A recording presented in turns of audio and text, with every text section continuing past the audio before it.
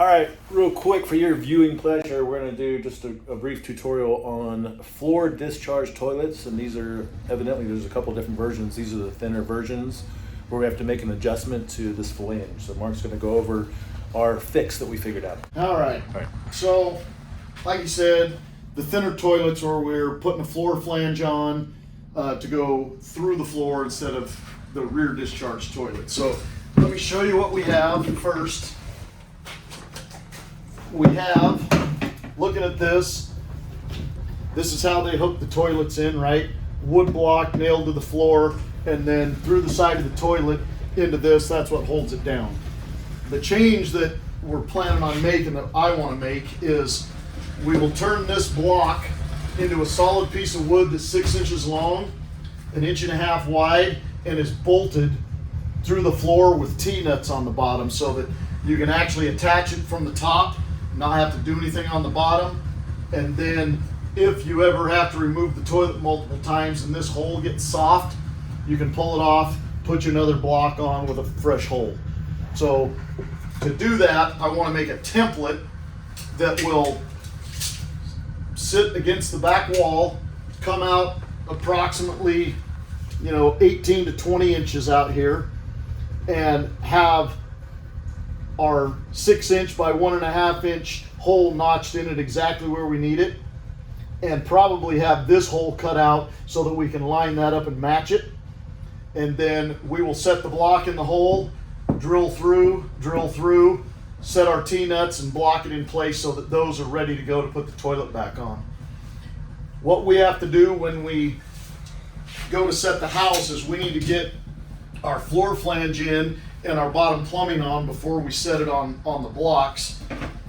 So this is the flange that I'd come up with before because it was the smallest diameter to fit in the toilet. And we can show you back here even on this toilet.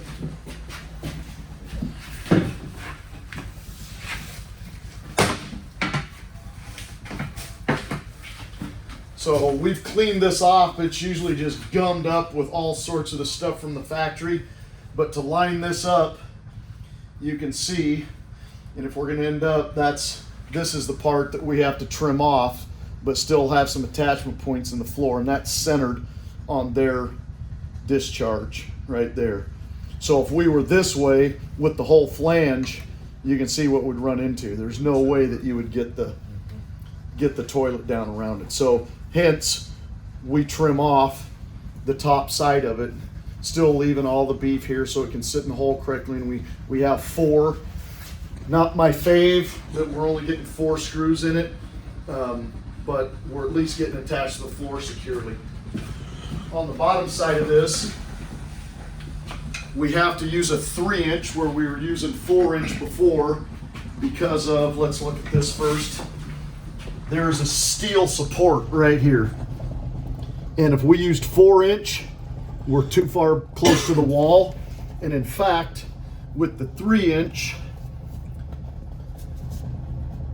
we're going in here and I've had to cut this lip off on a Street 90 and kind of grind that down so that we can get up close enough to that piece.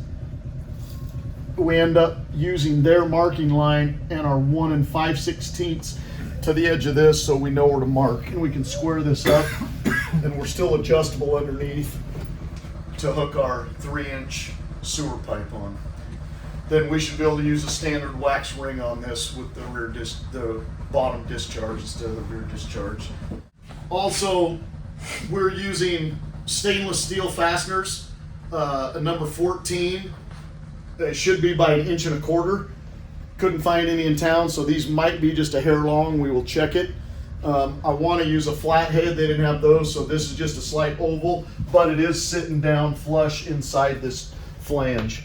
So we've got that going, and then we can. That's a pretty quick mount. Oh no, we've hit steel. That's that beam. Yep. Live on camera, folks. Live on camera. And we'll have to shorten it.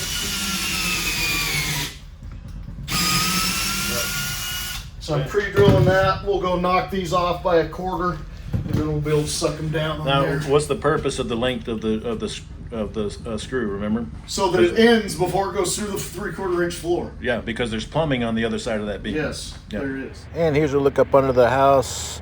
Here you'll see we've got our 90 that has been shaved because it's up against that beam, going right into our 3-inch going out the back of the house. We've got it hung by some plumber's tape in a couple of strategic positions. We've also, you can see our Noopy to 1/2-inch PEX adapter right there that goes out the back of the house, becomes our supply line. And there's our drainage with the furring strip to give us a drop. So we'll see if it works. We can get these in place today.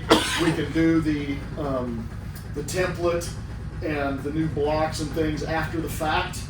And if any of you guys that see this have any, like, dude, I welcome pointers, helps. We want to make this quick and easy, because when we pick these off of a trailer, we want to take maybe 10 to 15 minutes and have this ready to go and to set on blocks. We don't want this to be a 2-hour project for each house.